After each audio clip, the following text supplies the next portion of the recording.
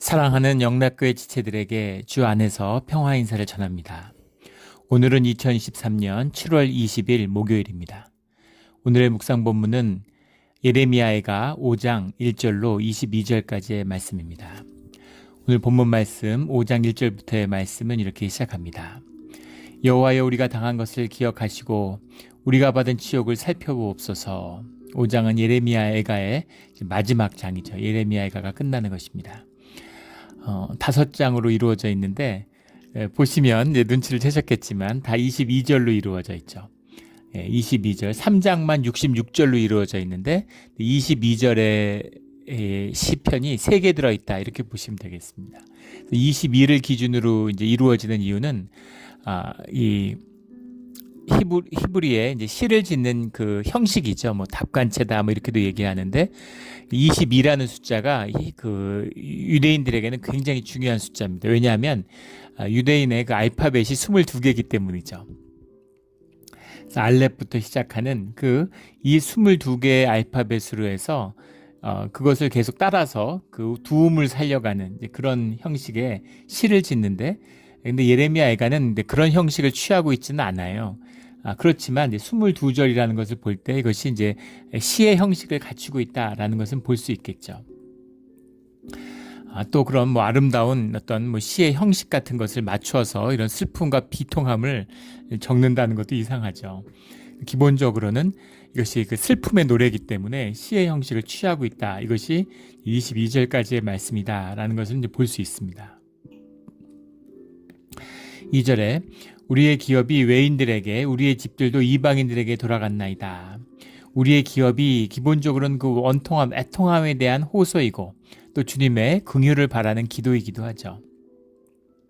우리의 기업이라는 게 이제 나할라라는 건데, 나할라 테누가 우리들의 기업이죠. 뭐 이 기업이라는 건 뭐 영어로 하면 inheritance, 뭐 patrimony 이렇게 쓰고 있는데, 유산, 유업, 내 것으로 주어진 것, 이제 이런 것이죠. 세습 자산, 뭐 이런 거. 그러니까 우리의 몫으로 고엘로 우리에게 주어져 있는, 우리가 당연히 가져야 할 권리가 있는 주님이 주신 그것을 외인들에게 빼앗겼습니다. 우리의 집도 이방인들에게 돌아갔나이다. 이런 고백을 드리고 있습니다. 3절에 우리는 아버지 없는 고아들이 오며 우리들의 어머니는 과부들 같으니, 과부들이라고 하는 것, 고아와 과부는 불쌍한 사람의 대명사죠. 어려운 형편을 겪은 사람. 요즘 시대와는 다르죠. 그 시대에는 여성들이 일을 할 수가 없기 때문에 가사노동 외에는 할 수 있는 일이 없습니다. 그러니까 남편이 죽었다는 건 완전히 생계에 벼랑에 몰렸다는 얘기죠. 고아도 마찬가지죠. 무슨 고아원이 있는 것도 아니고 사회보장제도가 있는 것도 아니에요. 그래서 고아와 과부는 뭐 신약 시대도 마찬가지지만 가장 형편이 어려운 사람들을 의미하는 거죠. 우리의 처지가 고아와 과부들 같습니다. 라는 고백입니다. 4절에 우리가 은을 주고 물을 마시며 값을 주고 나무들을 가져오며, 이게 무슨 말일까? 우리가 은을 주고, 은이라는 건 물을 마시며, 은이라는 건 돈을 말하는 거죠. 돈을 주고 물을 마시며. 요즘은 다 돈을 주고 물을 마시지만 제가 초등학교 다닐 때만 해도 돈을 주고 물을 사 먹는다는 건 상상을 못했어요. 그때 뭐 중동 같은 데 가면 물을 돈 주고 사 먹는다, 이런 얘기를 들었을 때 굉장히 충격을 받았던 그런 기억이 납니다. 수도꼭지에다가 이불을 쭉쭉 빨아가지고 놀다가 물 마시고 아무렇지 않고 너무 좋은 물이었죠. 지금은 우리도 물을 다 사 먹잖아요. 한국도 마찬가지고 미국도 마찬가지입니다. 그런데 돈을 주고 물을 사 마신다라고 하면은 좀 와닿지 않는데, 그 물이라는 말이 샤티누라는 말이에요. 샤티누라는 것이 이제 우리의 물이죠.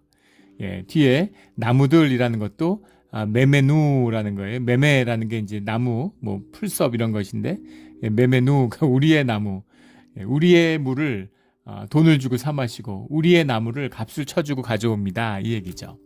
가수원을 했는데 강도들이 와서 가수원을 뺐더니만, 사과나무 가수원을 했는데 이제부터는 여기 과수원에 있는 사과 한 알 먹을 때마다 값을 쳐줘야 돼. 한 알에 1불씩이야, 뭐 이런 거죠. 기가 막힌 얘기죠. 다 내 거였는데, 다 우리들 거였는데 이제는 우리가 돈을 주고 우리 물을 마시고 값을 주고 우리 나무들을 하고 있습니다. 정말 억울하고 정말 분하고 너무나 비참하고 그런 이 유다의 심경, 이것을 노래하고 있는 것이죠. 또 주님께 호소하고 있는 것입니다.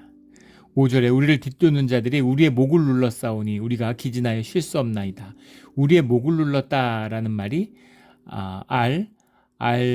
알사와레누라는 말인데 알사와레누 알사와레 알이라는 게 멍에예요. 멍에가 우리의 목에 있다 이런 겁니다.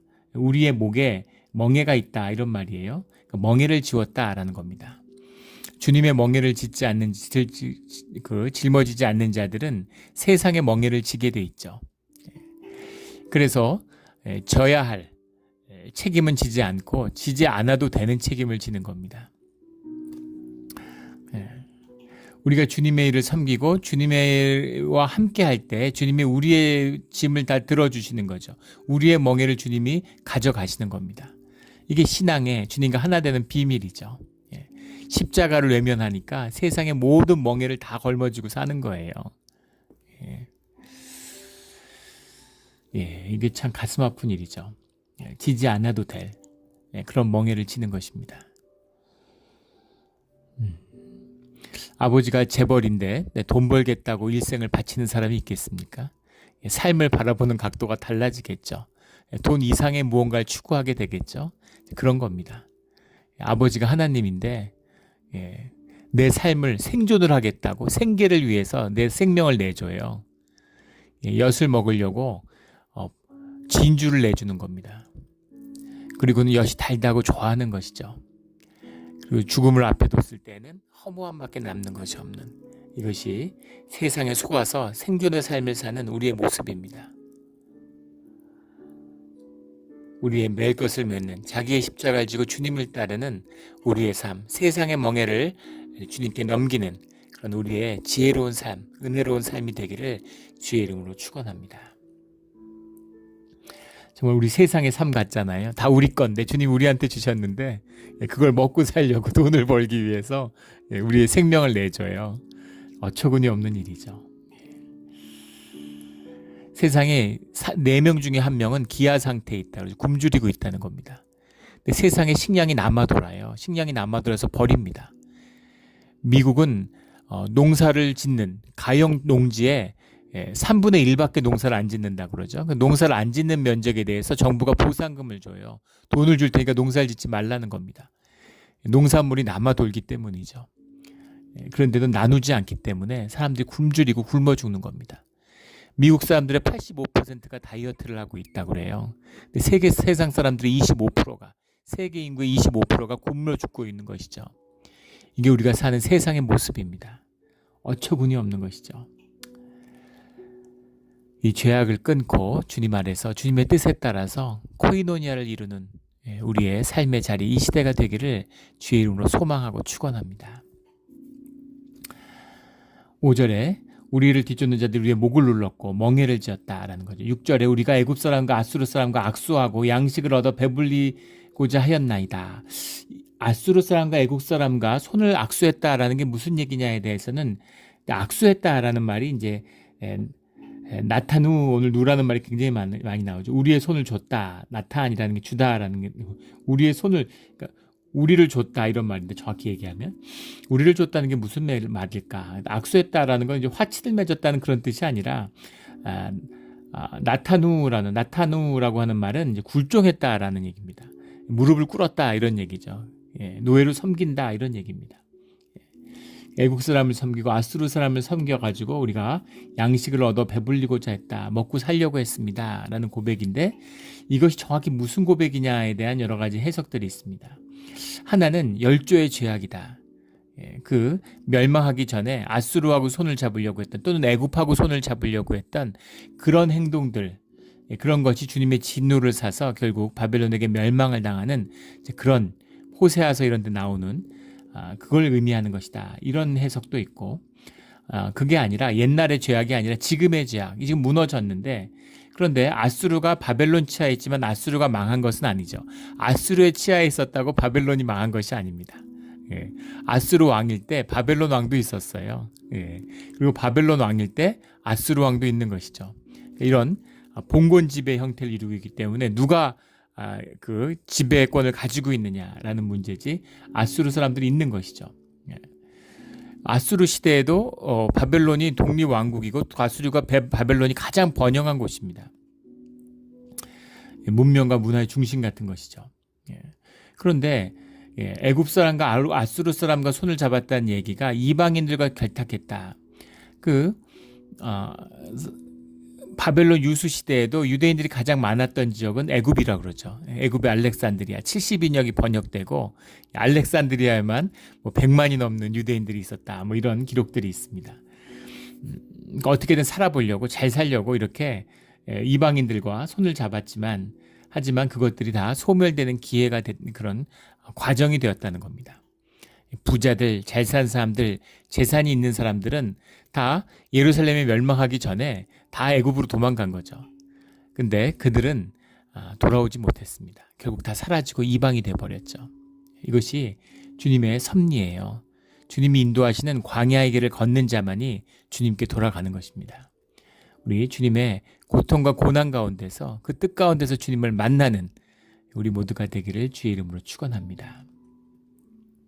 7절에 우리의 조상들은 범죄하고 없어졌으며 우리는 그들의 죄악을 담당하였나이다. 죄값을 치렀다는 것이죠. 성경에 이중적인 면이 있죠.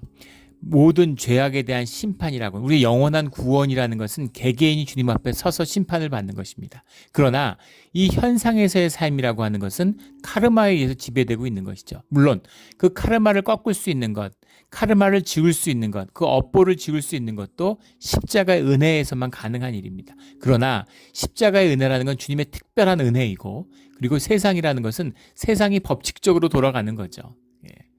세상에 업이잖아요. 세상에 그냥 자기가 한 행동대로 돌아가게 돼 있는 거예요. 담배를 피면 폐암에 걸리고 이런 거죠. 술을 마시면 정신이 흐려지고 그렇게 되는 겁니다. 우리의 조상들이 범죄하에 없어진 그 죄악, 이 조상들이 지은 죄, 조상들의 기도와 은혜, 다윗의 언약으로 인해서 이 다윗의 후손들이 그 은혜를 입은 것처럼 똑같이 조상들의 죄악됨으로 인해서 그 후손들이 그 죄를 걸머지고 있는 거죠. 아담의 죄 때문에 우리가 그 죄성 가운데 묶여 있는 것과 같은 겁니다. 그래서 그 죄들을 담당했다라는 거죠. 그 죄 가운데 있습니다. 종들이 우리를 지배하며 8절에 그들의 손에서 건져낼 자가 없나이다. 아무도 건져낼 자가 없는 죄가 크고 작은 돌도 큰 돌도 다 물에 가라앉는 거죠. 그래서 누구도 죄 없다 할 수 없고 그 종들에게 지배받는 노예된 삶을 억울하다 말할 수 있는 사람이 없는 겁니다. 그 비통함을 주님께 노래하고 있는 거죠. 호소하고 있는 것입니다. 9절에 광야에는 칼이 있으므로 죽기를 무릅써서 양식을 얻었사오니, 헤레브라는 말인데 하랍이라는 말에서 왔죠. 헤레브라는 말은 칼이라는 뜻도 되지만 기본적으로 공격한다 이런 뜻인데 이 안에는 가뭄이라는 뜻도 있습니다. 그래서 광야에 칼이 있다. 물론 도적들이 많고 광야에는 이제 이렇게 그런 사람들이 많으니까 그 도적에게 있어서 이제 언제든지 약탈을 당할 수 있기 때문에 죽기를 무릅썼다 이런 의미로 해석할 수도 있지만, 가뭄이 있기 때문에 가뭄이 있어서 먹을 것이 없는데 목숨을 걸고 양식을 구하러 다닙니다. 그런 비유로도 볼 수 있다. 뜻이 다 통합니다. 죽기를 무릅쓰고 양식을 얻는, 정말 생존을 위해 몸부림치는 이제 그런 것이죠. 10절에 굶주림의 열기로 말미암아 우리의 피부가 아궁이처럼 검으니이다. 굉장히 문학적인 표현을 썼죠. 사람들이 이제 굶주리게 되면 피부가 새카매지죠. 오늘날 북한 사람들 보면 북한 같은 데서 이게 찍어온 필름 같은 거, 평양 같은 데 사람들이 그래도 그나마 헌출하지만 얼굴이 다 까무잡잡하잖아요. 보면은 같은 한국 사람인가 싶을 정도로 무슨 동남아 이런 데서 온 사람들인가 싶어요. 얼굴이 까무잡잡해요. 북한 사람들을 보면 이게 너무 말라가지고 바짝 말라서 얼굴이 까매지는 영양실조 사실 상태인 것이죠. 근데 아궁이처럼 굶주림으로 말미암아서 굶주림의 열기 때문에 아궁이처럼 검었습니다. 그래서 굶주리는, 원래 피부색이 검은 것하고는 다르죠. 그런 거하고 다른 그런 그 굶주림이 나온 그런 완전히 그 까무잡잡한 얼굴, 그런 얼굴이 되었다라는 걸 문학적으로 표현하고 있습니다. 11절에 대적들이 시온에서 부녀들을, 유다 각 성읍에서 처녀들을 욕보였나이다. 전쟁에서 아이들도 그렇지만 여성들이 겪는 비참함이라고 하는 것은 지금 뭐 우크라이나 전쟁에서도 이런 전쟁 범죄에 대한 이야기가 많이 나오잖아요. 예. 그 헬무트 콜이라고 그 80년대 독일 총리 그 통일의 그런 주역이죠. 장기간 그 서독의 총리로서 이끌었던 헬무트 콜 총리가 있는데 그 부인이 퍼스트 레이디가 자살을 했습니다. 총리로 재직 중이었던 때 같은데, 근데 그 자살한 이유가 이제 우울증 때문인데 그 우울증이 사실은 베를린 함락 때 베를린 시민이었다는 거예요. 그래서 뭐 이제 소련 점령군들한테 소련군이 조직적으로 독일 여성들을 이제 성폭행을 했죠. 그 희생자인 겁니다. 그 성폭행이라는 것이 진짜 나쁜 범죄인데, 그것이 이제 평생의 정신적인 그런 큰 그 장애를 일으킨다는 거죠. 그렇지 않겠습니까? 그래서 그걸 결국 못 이겨내고 목숨을 끊은 겁니다. 그 수치감, 그 모욕감, 그 사람이 영적인 동물이니까 그걸 영에서 풀어야 되는 거죠. 그걸 영적으로 풀지 못하면 참 가슴 아픈 얘기죠. 그런데 전쟁에서 이런 것을 조직적으로 한다는 거예요. 상대방의 길을 꺾고 두려움을 일으키고, 이런 소문이 퍼지면 그러면 이제 그 피난민이 발생하죠. 두려우니까. 피난민이 발생하면 피난민이 저기 쳐들어오는데 피난민이 발생하면 상대방이 군대가 움직이거나 또는 그런 이런 보급로 이런 거를 이제 마비시키잖아요. 그래서 전술적, 전략적인 의미에서도 이런 일들을 조직적으로 했다는 거죠. 또 과장되게 소문이 퍼지기도 하고 이런 건데 20세기에 일어나는 21세기의 전쟁에서도 일어나고 있는 일입니다. 하물며 이 시절에는 뭐 어땠겠어요. 그 사람의 껍질을 벗기고 왕의 코를 꿰어서 끌고 가는데 일반 부녀자들이 당한 그 폭력이라고 하는 건 뭐 상상할 수가 없겠죠. 이걸 보면 그 비통함이라고 하는 거, 예레미야의 비통함이라는 걸 뭘로 말로 표현할 수 있겠습니까? 이것이 예레미야 애가죠. 12절에 지도자들은 그들의 손에 매달리고 장로들의 얼굴도 존경을 받지 못하나이다. 굉장히 부드럽게 표현했는데 그들의 손이 매달리고 라는 것이 이제 무슨 말일까? 여러 가지 해석이 있는데 이것이 형벌의 일종이었다 이런 해석도 있습니다. 손을 쇠사슬에 묶어가지고 벽에다 묶어둔답니다. 그러면은 이제 굶어 죽을 때까지 그냥 묶어두는 거예요. 그러면 어떤 일이 벌어지겠습니까? 목마르고 막 굶주리고 서서히 죽어가면서 대소변은 또 봐야 되는 거죠. 그러니까 비참함에 아주 그냥 정말 뭐 말로 말할 수 없는 이런 형벌이죠. 그런 형벌을 받았다 지도자들이 그런 뜻일 수도 있고 또 고문도 손을 뚫어가지고 이렇게 묶는 또는 손만 묶어가지고 이제 매달아 놓는 그럼 피가 이제 아래로 쏠리면서 굉장히 이제 고통이 오는 거죠. 더 이런 고문의 형태였다 이런 뜻도 있고 이것이 사실은 자살에 대한 은유적인 표현이다. 지도자들이 못 견디고 막 그 고통을 못 이기고 목숨을 끊는 사람들이 많았다는 겁니다. 그래서 이것이 이제 손을 매달렸다라는 말이 스스로 이 정확한 얘기는 스스로 손을 매달다라는 의미가 들어 있습니다. 그러니까 이런 일을 자초했다라는 뜻으로 이런 상황에 스스로 내몰았다 지도자들이 이렇게 해석할 수도 있지만 스스로 목숨을 끊었다 이렇게도 해석할 수 있는 거죠. 이것이 고문이든 형벌이든 자살이든 비참한 것 다 비참한 이야기죠. 몰라 말할 수 없는 비참한 일들을 당했다 그런 이야기입니다. 13절에 청년들이 맷돌을 지며 아이들이 나무를 지다가 엎드러지며 맷돌을 지었다. 청년들이 맷돌을 지었다가 아니라 정확한 이야기는 맷돌을 갈았다입니다. 맷돌의 일을 했다 이런 얘기예요. 청년들이라고 해석했는데 바후림이라는 얘기입니다. 바후림이라는 것은 영어로 하면 요즘 말로 하면 엘리트들을 이야기하는 거예요. 엘리트들이 맷돌질을 했다는 게 무슨 이야기입니까? 보통 맷돌을 누가 가나요? 집에서 요즘은 맷돌이 사라졌지만 예전에 저희 어렸을 때도 시골에서 이제 가면 부침개 같은 거 하려고 녹두 같은 거 맷돌로 갈든 거를 본 기억이 있는데 그 맷돌은 다 여성들의 일이죠. 근데 그 사회 엘리트인데 뭐 이를테면 대한민국인데 대한민국에서 뭐 서울대 법대 나오고 서울대 의대 나오고 막 이런 거예요.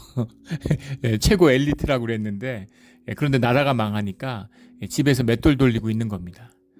어떤 상황인지 아시겠죠. 아이들이 나무를 지다가 엎드러지며라고 해석을 했는데 카살루라는 말입니다. 카살루라는 말은 영어로 하면 스태거럴드 이렇게 해석을 해놨는데 질질 끈다 이런 말입니다. 질질 끄는 거예요. 나무들을.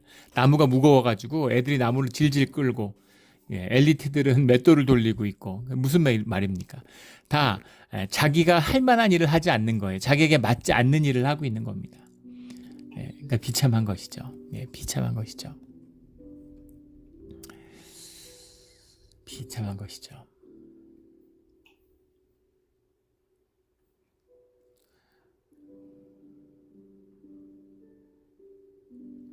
14절에 노인들은 다시 성문에 앉지 못하며 청년들은 다시 노래하지 못하나이다. 노인들은 이제 은퇴한 노인들은 그 성문 앞에 앉아서 거기서 모여서 이야기도 하고 사람들이 모이는 곳이잖아요. 또 장터기도 하고 그러니까 사람들이 왁자지껄한 소리도 듣고 그런 즐거움들을 누릴 수 있어야 되는데 노인들은 그럴 수 없다라는 겁니다. 청년들은 기쁨이 사라지니까 노래하지 못하고 15절에 우리의 마음에는 기쁨이 그쳤고 우리의 춤은 변화에 슬픔이 되었사오며 비극적인 그런 모습들을 이야기하고 있습니다. 16절에 우리의 머리에서는 면류관이 떨어졌사오니 면류관이라는 건 이제 아테렛이라는 말인데 왕관이라고도 해석도 하기도 하고 아타르라는 것 둥그렇게 둘렀다 surround 둥그렇게 둘렀다 이런 아타르라는 말이 이제 어원인데 아테렛이라면 이제 왕관 면류관 이런 것인데 면류관이 떨어졌다라는 말은 이제 몇 가지 의미가 들어있죠. 면류관이 떨어졌다라는 것은 상징적으로 위엄을 잃었다는 뜻입니다. 면류관이라는 건 위엄, 존경 이런 것을 상징하잖아요. 그러니까 이스라엘에서의 그 위엄 이것이 땅에 떨어진 것이죠. 하나님의 민족이기 때문에 제사장의 민족이기 때문에 높임을 받는 건데 하나님으로부터 벌을 받고 성전이 부서졌는데 더 뭐가 있겠어요. 그러니까 아무것도 아니죠. 아무것도 아닌 겁니다. 위엄을 잃었다 이런 말이 있고 면류관을 잃었다라는 말에는 더 이상 잔치가 없다는 잔치의 백성이죠. 주님이 잔치를 좋아하시고 잔치에 초대하시잖아요. 잔치의 백성, 믿음의 백성은 잔치의 백성입니다. 잔치 때 면류관을 썼다고 그러죠. 잔치 때 그 즐거움, 잔치에 초대받은 주인공이 면류관을 쓰는 것인데 호스트가 면류관을 썼다는 거예요. 그런데 더 이상 잔치를 할 수가 없는 거죠. 잔치를 할 이유도 없고 잔치할 만 뭐가 있어야 되잖아요. 그리고 사람들 모으고 당장 지금 굶주림으로 광야를 헤매고 있고 다 노예 생활하고 있는데 잔치를 어떻게 합니까? 잔치를 하면 음식을 해야 되고 음식을 할 만한 여유가 있어야 시간의 여유도 마음의 여유도 물질의 여유도 있어야 되는데 그것들을 다 잃어버린 잔치를 잃어버렸다라는 뜻이 들어있는 거죠. 또 하나는 면류관이라는 것은 유업의 상징입니다. 내가 가진 것이 있다라고 하는 상속자다라고 하는 그런 유업을 상징하는 유산을 상징하는 것인데 그것을 잃었다. 유산을 잃었다라는 뜻에는 제사를 잃었다. 예배를 잃었다. 주님께 받은 권리가 있는데 나라의 내 부동산이 하고 등기등본이 돼 있었는데 나라가 망한 거예요. 등기소가 다 불탄 겁니다. 내게 아닌 거죠. 미국에 내 땅이 있어 내 건물이 있었는데 미국이 망했어요. 그럼 누가 내 땅 내 건물이라고 합니까? 그런 것이죠. 그래서 면류관을 잃었다라고 하는 건 유업을 잃었다, 유산을 잃었다라는 뜻이 들어있는 거죠. 모든 것을 다 잃어버린 것입니다. 오호라 우리의 범죄 때문이다. 면류관을 잃은 것은 다 우리의 죄 때문입니다. 라는 그런 고백이죠. 18절에 시온산이 황폐하여 여호가 그 안에서 노나이다. 이 표현도 기가 막힌 표현이죠. 황폐화됐고 야생화됐기 때문에 여우가 산다 뭐 이런 의미일 수도 있겠습니다. 그런데 사실 여우는 황폐화되면 뭐 늑대도 살 수 있고 사자도 살 수 있고 곰도 살 수 있죠. 근데 왜 여우일까? 여우는 사실은 사람 근처에 살죠. 사람 가까이 삽니다. 너무 도시화되고 그래서 이제 여우도 살지 못하게 됐지만 여우라는 건 사실 마을 가까이 사는 거죠. 또 하나는 여우가 이제 그 썩은 음식을 먹는다는 겁니다. 그러니까 사람들이 버린 음식, 쓰레기 이런 걸 먹어요. 근데 그보다 더 이제 그 끔찍한 것은 여우가 죽은 사체를 먹는다는 겁니다. 뭐 구미호의 전설, 여우와 관련된 온갖 이야기들이 나온 이야기는 묘지에서 여우를 보기 때문이죠. 굴에서 무덤에서 여우가 나오는 것을 이제 보기 때문에 여우가 무덤에다가 굴을 파죠. 왜 굴을 팔까요? 시체를 먹기 때문입니다. 시온산이 황폐했는데 예루살렘이 황폐했는데 거기 여우들이 살아요. 그러니까는 아주 비극적인 모습인 거죠. 정말 처참한 모습인 겁니다. 거의 이제 그 비극적인 운명을 어떻게 이렇게 절절히 호소했을까. 정말 너무너무 가슴이 아픈 이야기인 것이죠. 20절에 주께서 어찌하여 우리를 영원히 잊으셨사오며 우리를 이같이 오래 버리시나이까 라는 탄원입니다. 그러나 19절에 여호와의 주는 영원히 계시오며 주의 보좌는 대대에 이르나이다. 주님은 살아계시지 않습니까? 주님의 영광은 주님께 있지 않습니까? 왜 우리를 버리십니까? 이런 우리를 구해 주십시오 라는 21절에 여호와의 우리를 주께로 돌이키소서 그리하시면 우리가 주께로 돌아가겠사오니. 정말 아주 기가 막힌 표현이고 정말 올바른 표현입니다. 우리가 주께로 돌아가겠다 그래서 돌아갈 수 있는 게 아니죠. 죄 짓다가 이제 주님께 돌아가야 되겠다. 더 하면 안 되겠다. 그렇게 돌아갈 수 있는 게 아니라는 겁니다. 왔다 갔다 하는 게 아니죠. 주님이 회개의 때를 주세요. 우리를 주께로 돌이키소서. 주님이 우리를 돌이키겠다고 하셔야 그러면 우리가 주께로 돌아가겠습니다. 이것도 중요한 것이죠. 우리가 자원하는 심령으로 뭐 잡아 끄는 게 아니라 뒤에서 잡아서 끌어서 다리를 잡고 질질 끌고 가는 게 아니라 우리가 자원하는 마음으로 주님께 돌이키는 것입니다. 이게 회개죠. 회개의 때를 허락하시고 우리가 주께 돌이키는 것입니다. 또 회개의 때를 허락하신다는 건 놀라우신 은혜예요. 놀라운 은혜입니다. 우리의 예배라고 하는 것은 주님이 우리의 몸을 씻으셨죠. 우리의 발은 더러워지는 것이 세상을 걸어다니니까 세상 속에 사는 거니까.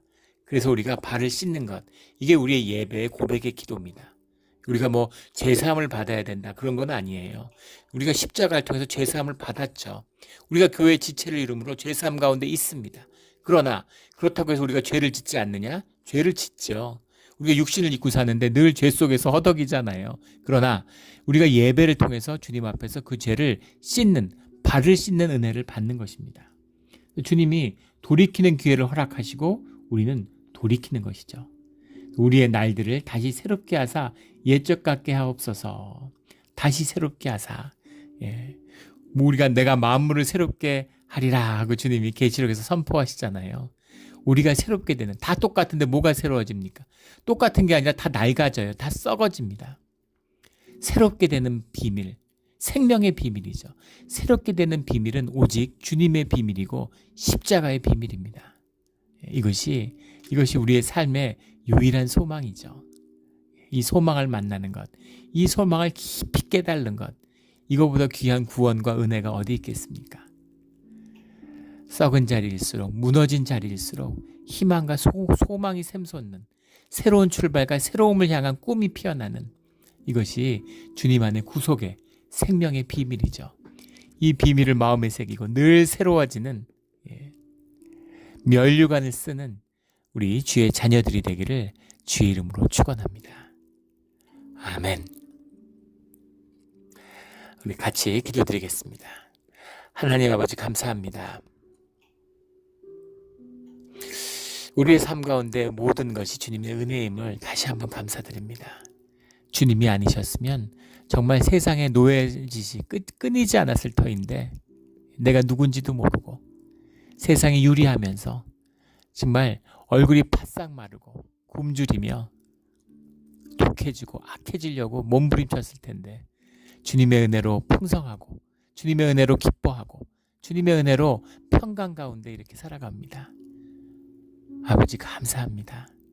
주님, 이 은혜로, 이 사랑으로, 이 구속의 띠로 우리를 영원히 인도하여 주시옵소서. 감사하며 예수 그리스도 이름으로 기도드렸습니다. 아멘.